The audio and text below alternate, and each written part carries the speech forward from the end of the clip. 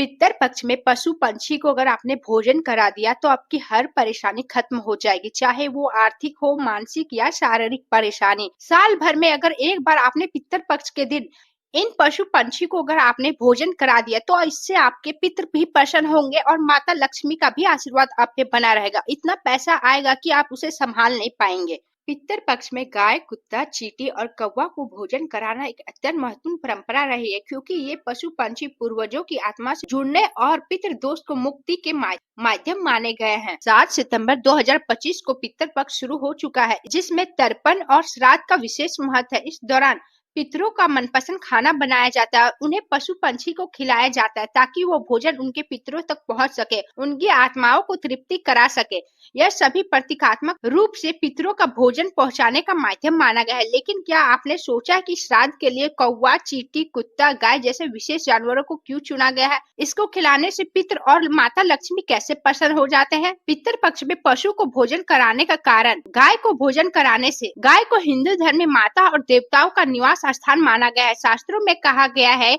गाय के माध्यम से पितर को तृप्त किया जाता है। पितर पक्ष में गाय को हरा चारा, रोटी, गुड़ आदि खिलाने से पितरों को शांति मिलता है। यह सेवा पापों के क्षय और धन धान्य से वृद्धि, आशीर्वाद की प्राप्ति का मार्ग होता है। नेक्स्ट, कुत्ता को भोजन कराना। कुत्ता यमराज का दूत माना जाता है। कुत्ता काल भैरव की सवारी भी है, जिन्हें काल और मृत्यु के देवता माना जाता है। मान्यता है कि कुत्ता को रोटी, दूध या मीठी भोजन देने से पितृ के मार्ग सुगम और सुरक्षित बनता है। इसके अलावा कुत्ता को भोजन कराने से अकाल मृत्यु दोष से मुक्ति दिलाता है और इससे पितृ भी खुश हो जाते हैं। माता लक्ष्मी और भैरव जी का आशीर्वाद सदैव आपके परिवार पे बना रहता है और हर एक परेशानी, चाहे आर्थिक हो, मानसिक या शारीरिक, सारे मुक्त हो जाते हैं। नेक्स्ट, कौवा को भोजन कराना। कौवा को पितर का संदेश वाहक माना जाता है। श्राद्ध में भोजन का पहला भाग कौवा को दिया जाता है। यदि कौवा भोजन स्वीकार कर ले तो यह संकेत होता है कि पितरों को तर्पण स्वीकार कर लिया है और वे प्रसन्न है और पितर पक्ष से ही आपके अच्छे दिन शुरू हो जाते हैं, क्योंकि आपके पितर आपसे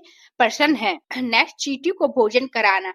पितर पक्ष में चींटियों को आटा या शक्कर की बनी गोलियां चींटियों को डालना शुभ होता है। इससे पितर की आत्मा को शांति मिलती है। मान्यता है कि अगर आपके पितर अधोलोक में है या चींटी उनका, तो चींटियां उन तक खाना पहुंचाती है। और मछली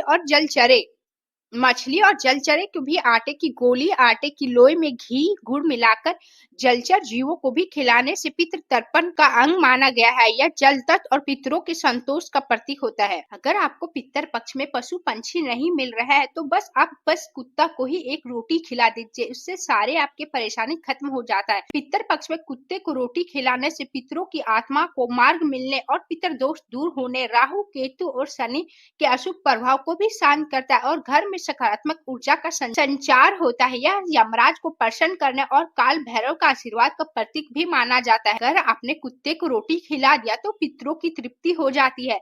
पितर पक्ष के श्राद्ध में एक अंश कुत्ता को देने से पितर तृप्त होते हैं और उनके मार्ग में बाधाएं दूर होती है, जिससे वह सुगमता से अपने लोक पहुंच सकते हैं। कुत्ते को रोटी खिलाने से राहु, केतु और शनि के अशुभ प्रभाव कम होते हैं, जिससे जीवन में परेशानी दूर होती है। हिंदू धर्म में कुत्ता को यमराज का दूत माना गया है। उससे भोजन कराने से यमराज प्रसन्न होते हैं और पितृदोष में शांति मिलती है। काले कुत्ते को भोजन कराने से काल भैरव प्रसन्न होते हैं, जिससे जीवन में सुख, समृद्धि और सुरक्षा आती है। और यह उपाय करने से घर में सकारात्मक ऊर्जा का संचार होता है और नकारात्मकता दूर होती है। आर्थिक समस्या से मुक्ति, कर्ज से छुटकारा पाने के लिए भी यह उपाय किया जाता है।